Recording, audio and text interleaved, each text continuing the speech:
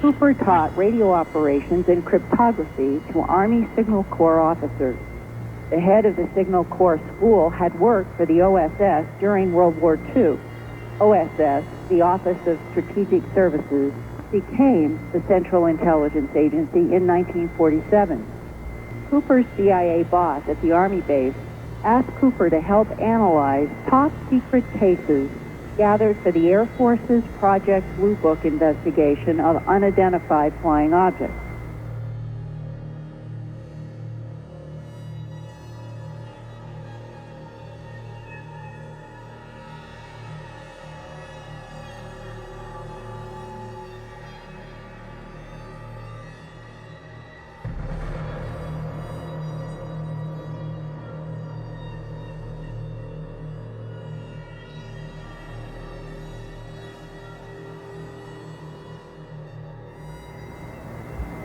They had to have tapped one of our phones, and I have a feeling it must have been yours.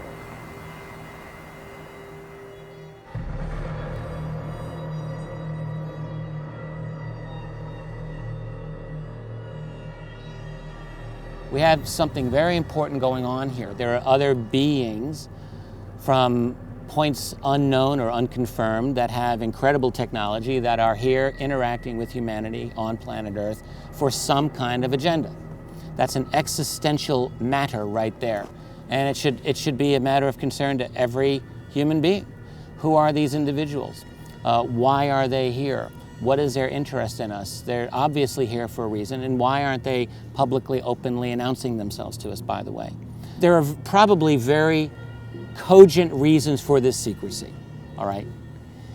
They're not hard to understand why. But the question becomes, how long is this secrecy going to last? It's not hard to see why secrecy on this matter began over 60, almost 70 years ago. It's not hard. But the problem is that secrets have a way of maintaining themselves and increasing themselves and growing. This particular interview we're about to do, this is a man who's in the U.S. military, who's had experiences, he says, relating to knowledge of ET, the ET presence here on Earth. We know he is who he says he was. His story is of great potential value. You know, if someone's trying to hoax us, trying to fake us out, could they have done enough research on their own to get the detail? And the answer is yes, you know, they probably could. You know, beyond subjecting him to a polygraph test that's going to tell whether he's lying or not, we're going to have to do our best to assess this man. I still believe in this quaint idea of freedom and self-determination. I don't want to give up on it in my lifetime. So I realize that full disclosure of this reality is probably going to be a real wild ride, and maybe not always a fun ride. But I look at the alternative and I see that as much worse.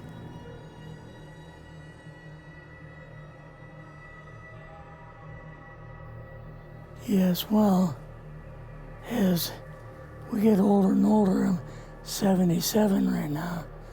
You can't live forever, you know.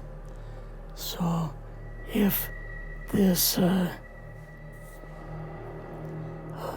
procedure I'm going to have to clean the blood doesn't work, then I've got probably a few more months to make it before my kidneys shut down, you know.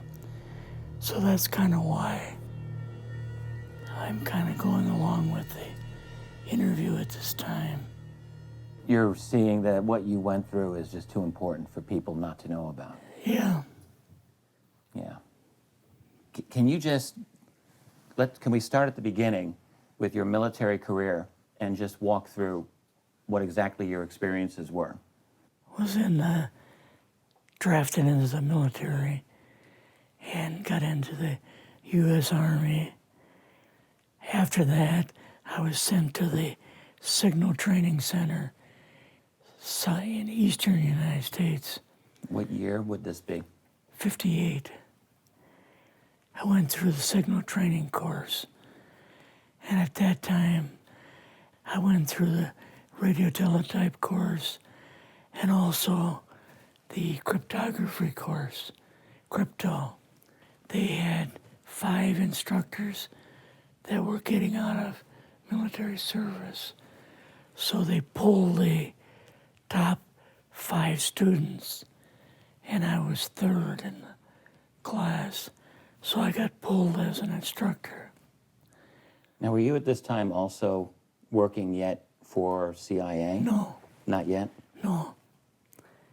After one day, my boss came to me, and he said, how would you like to, make some extra money? And I said, oh, money is good. So he's explained to me that he could put it through, would have to get a top secret White House Q clearance for the job, And I thought, boy, must be a pretty exclusive thing, And I said, well, what is this? And he said that I'm director for the CIA for Eastern United States, And I said, oh, I didn't know that. And he said, you weren't supposed to. After about 6 weeks, my security clearance came through, and I got my CIA card. It was an ID card, like a credit card, where I could just go up to the door and slice it, walk right in. And my name at that time, I used a artificial name too. Never used my real name.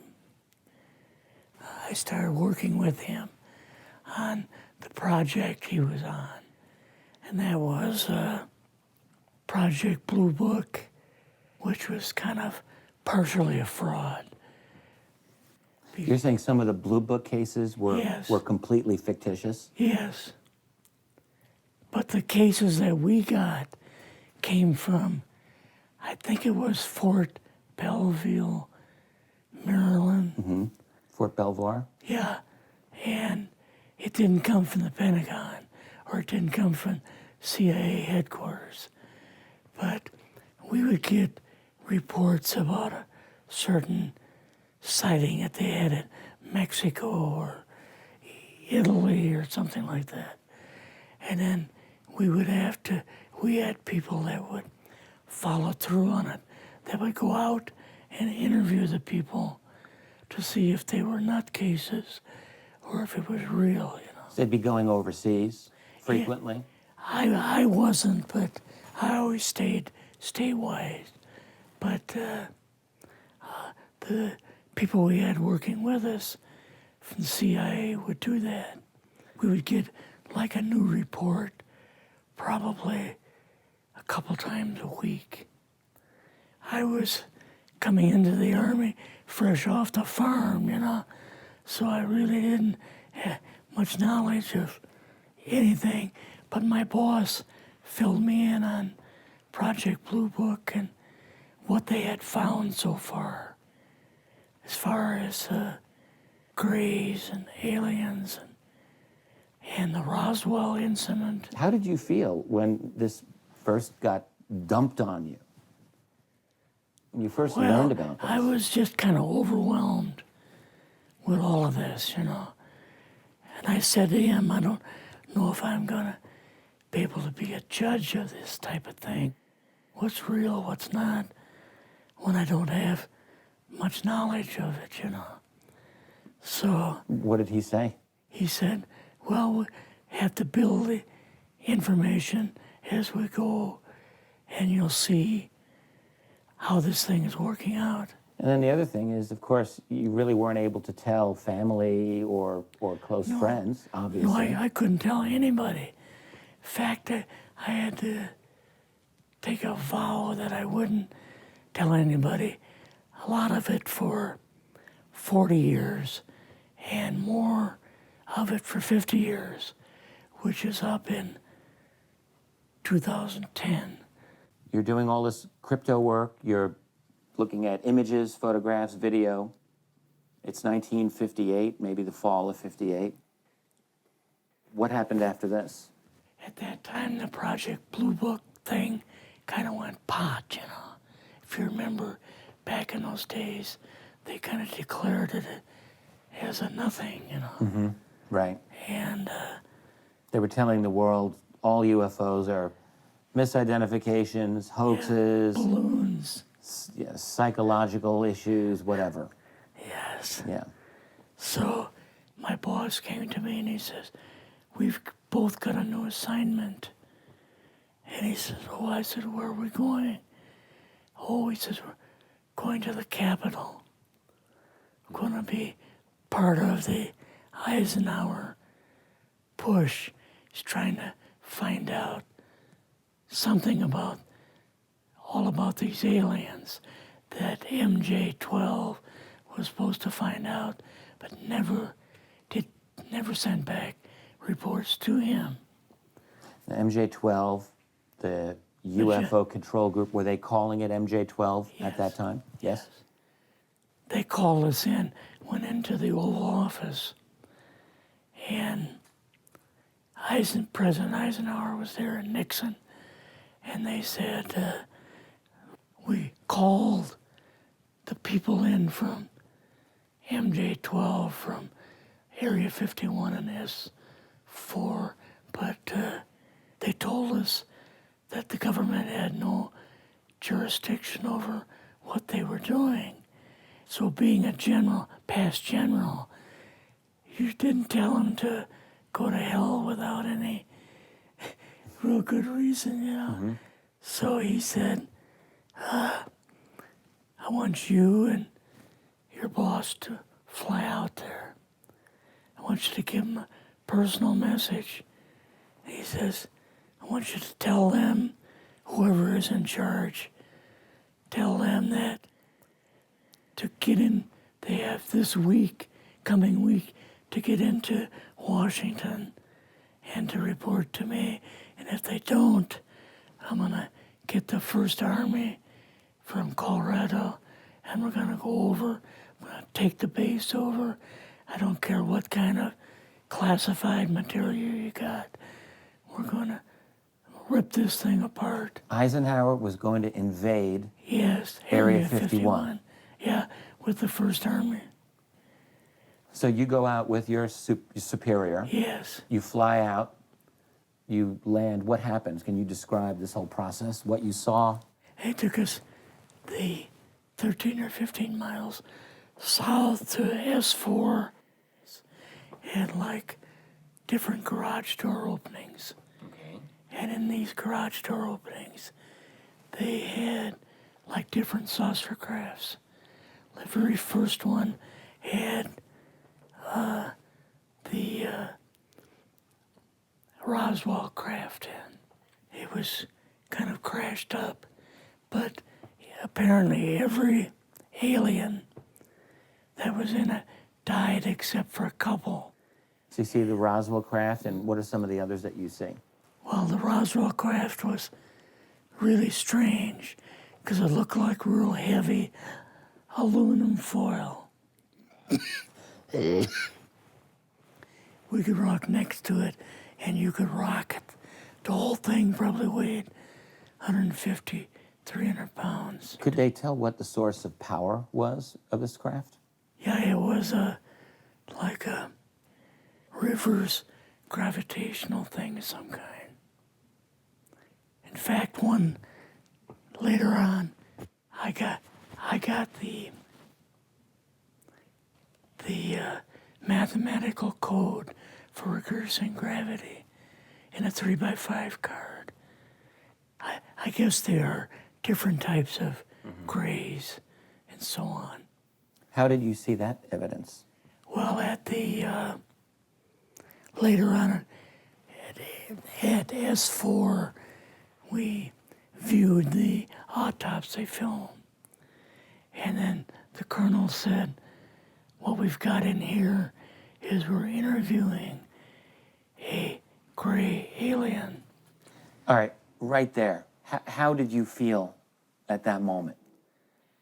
Well, I thought, boy, we had no idea we were going to see the real thing. All we saw was film. You had to have a little bit of heart racing at that moment. My boss was able to go in and had a like a partial interview with him. So what did this gray alien look like? Could you describe him a little bit? This one looked a little bit oriental. So I'm just wondering if it looked almost human, what about this didn't look human? No, it didn't look human as far as the skin tone and basically the shape of it and the size. How was its head size compared with a normal human, for example?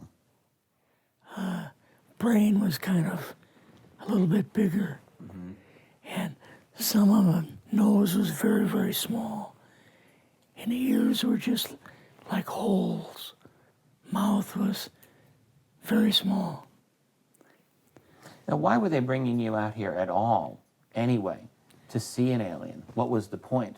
To go back and tell the president they actually had one. So he did not know at this point No, if there was an alien at S4? no.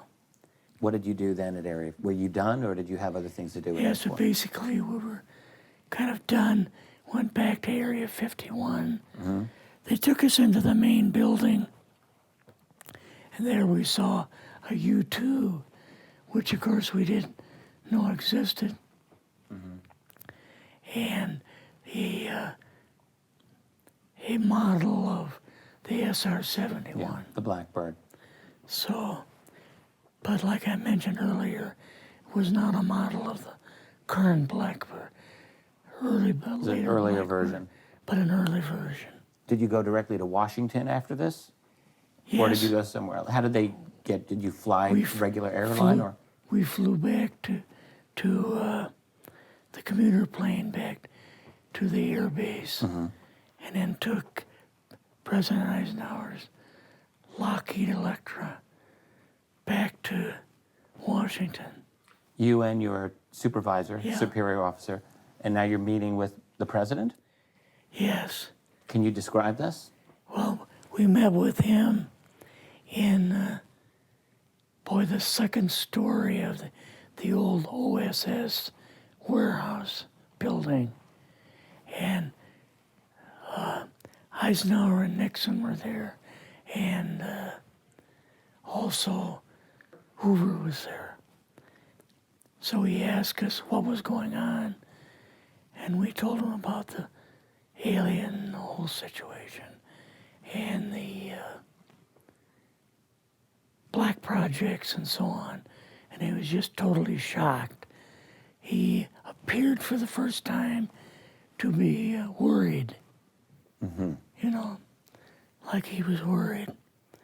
I would think that Eisenhower would, I mean, he certainly knew that flying saucers were real. Yes. He knew that there were aliens. So I guess I'm just wondering, what would he have been, really surprised about? Surprised about the black programs. Eisenhower said, gotta keep this thing completely secret. You know, can't talk about this. Your actual name is, the name you grew up with, that was a different name than what you Yes. had in the... I never used it in the CIA at all. Now, what about today?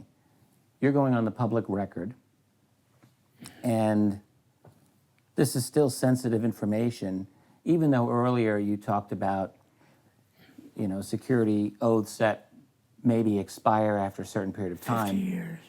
but you're still concerned. Linda Moulton Howe's phone call, her phone was tapped, and they got my phone number, and through the telephone company, they were able to find me, and so on. When they found you, what happened? I was going to a grocery store. Two guys in a black suits come out of a black Lincoln town car and came over to see me. And they told me that I better not publish anything or talk to Linda about any more things. So at that time, I did, I stopped. That was enough to intimidate you. Yes. Rather remain anonymous. Never show my face on anything. really thank you for doing this. Yes, this was, I guess, kind of a good idea because I feel much better having talked about it. I kind of feel like there's a load off my shoulders. Really? Because I had an awful lot of secrets that I had kept over the years.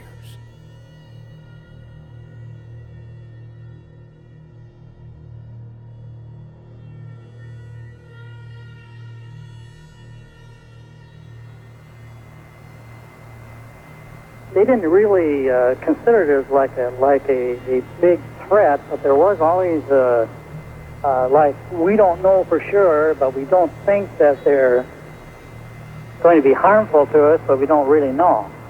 We can't say for sure that they're not trying to invade or checking us all out, checking out our military, because all these, even at that time, a lot of the saucer sightings were always around classified areas and military bases, this type of thing.